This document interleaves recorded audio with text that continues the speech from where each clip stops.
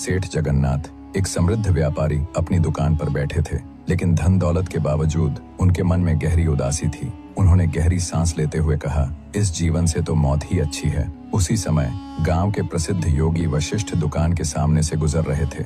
उन्होंने सेठ के शब्द सुने और सोचा, यह व्यक्ति कितनी निराशा में है, इसे सही मार्ग दिखाना चाहिए। योगी ने दुकान में प्रवेश किया और सेठ से कहा, सेठ जी, आप बहुत दुखी लगते हो, मैं तुम्हारी सहायता कर सकता हूँ। मेरे पास ऐसी विद्या है जिससे मैं तुम्हें स्वर्ग ले जा सकता हूँ। वहाँ न कोई दुख है, न कोई चिंता। चलो इस संसार के बंधनों से मुक्ति पालो। सेठ ने गहरी नजरों से योगी को देखा और कहा, महाराज, आपका उपकार कभी नहीं भूलूंगा, लेकिन अभी मैं स्वर्ग नहीं जा सकता। मेरे कोई संतान नहीं है, मेरा परिवार अधूरा है। पहले भगवान मुझे संतान दें, फिर मैं चलने को तैयार हो जाऊंगा। योगी मुस्कुराए और कहा, अच्छा, जैसा तुम चाहो।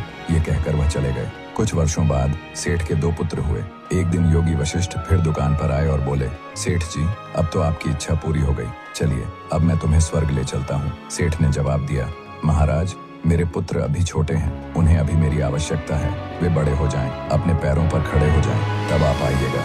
योगी ने सिर हिलाया और कहा, जैसी तुम्हारी इच्छा। समय बीतता गया।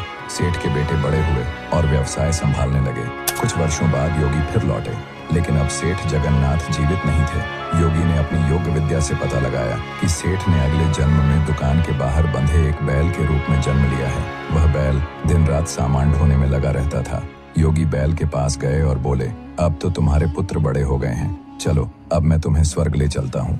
बैल, जो पिछले जन्म का सेठ था, बोला, महाराज, मैं कैसे जा सकता हूँ? मेरे लड़के इस दुकान के लिए मुझ पर निर्भर हैं। मैं जितना बोझ उठाता हूँ उतना कोई और नहीं उठा सकता। अगर मैं चला गया तो उन्हें नुकसान होगा। नहीं, अभी तो मैं नहीं जा सकता। योगी ने कहा, ठीक है। 5 साल और बीत गए। इस बार जब योगी लौटे तो बैल भी जीवित नहीं था। पता चला कि दुकान के मालिकों ने बैल की जगह ट्रैक्टर खरीद लिया था। योगी ने अपनी योग शक्ति से फिर से सेठ को ढूंढा। इस बार सेठ ने घर के दरवाजे पर एक कुत्ते के रूप में जन्म लिया था। योगी ने कुत्ते से कहा, अब तो तुम्हारा कोई काम नहीं रहा, चलो अब मैं तुम्हें स्वर्ग ले चलता हूँ। कुत्ते ने कहा, नहीं महाराज, मैं कैसे जा सकता हूँ? मेरी बहू ने आज सोने के गहने पहने हैं, लड़के घर पर नहीं हैं। यदि चोर आ गए तो गहनों की रक्षा कौन करेगा? मुझे यही रहने दीजिए। योगी ने गहरी सांस ली और वहाँ से चले गए। कुछ समय बाद कुत्ता भी मर गया।